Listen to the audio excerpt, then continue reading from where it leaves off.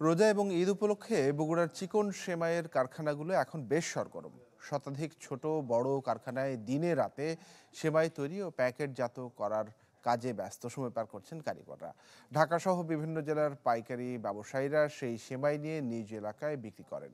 ব্যবসায়ীরা বলছেন, প্রয়োজনীয় সহযোগিতা পেলে রপ্তানি সম্ভব বিদেশেও। টানা সপ্তমবারের মতো বেস্ট টিস্যু পেপার ব্র্যান্ড হিসেবে স্বীকৃতি পেয়েছে বসুন্ধরা টিস্যু। দিনের প্রায় পুরো সময় ঘুরছে মেশিন। একসময় হাতে তৈরি হলেও চাহিদা বাড়ায় এখন বগুড়ার চিকন সেমাই তৈরি হচ্ছে বিদ্যুৎ চালিত যন্ত্র দিয়ে। শতাধিক ছোট বড় কারখানায় দিনে রাতে সেমাই তৈরি ও প্যাকেটজাত করার কাজে ব্যস্ত সময় পার করছেন কারিগররা। খুচরা বাজারে প্রতি কেজি চিকন সেমাই বিক্রি হয় 120 থেকে 150 টাকায়। সারা বছর তৈরি হলেও পবিত্র রমজান মাস ও ঈদ উল ফিতরের সময় চাহিদা বাড়ে কয়েক গুণ।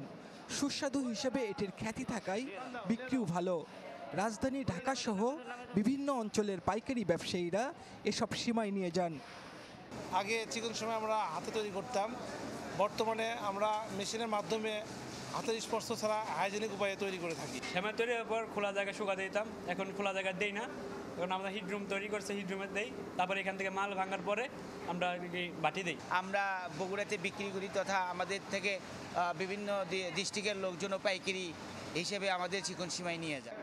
ব্যবসায়ীরা বলছেন, গেল কয়েক বছরের ক্ষতি এবার অনেকটা পুষিয়ে নিতে পারবেন তারা। সরকারের সহযোগিতা পেলে দেশের বাইরেও চিকন সেমাইয়ের ভালো বাজার তৈরি করা সম্ভব।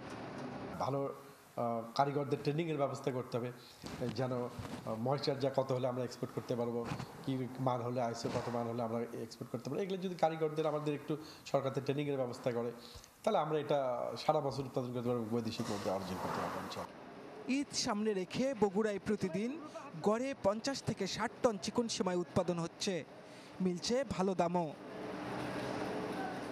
ফরহাদুজ্জামান শাহী, চ্যানেল 24, বগুড়া।